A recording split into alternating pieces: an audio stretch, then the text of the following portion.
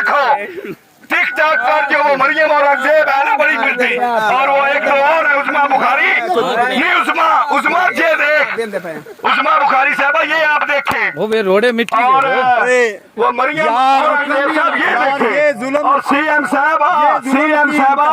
ये देखें, और बड़े बड़े जो है ना बड़े फैसले करने वाले वो भी ये देख लें, इस तरह जुल्म कर रहे हैं। ये इंसान नहीं जानवर को भी नहीं खिलाने के काबिल, शर्म होती है यार। एक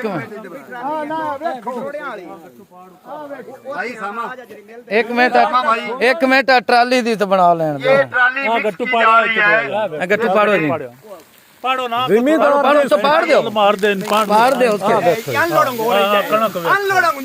यार हम तो ये कहते थे कि यूक्रेन लेकिन ये हमारा सेंटर जलालपुर भटिया यूक्रेन से बढ़ चुका है। इसमें इतना जुल्म है कि बर्दाश्त से बैर है। हमारी आला हुकाम से अपील है, डीसीओ हफ्जाबाद से पिंडी भटिया, ये देखो जलालपुर भटिया पास्टो सेंटर, इसमें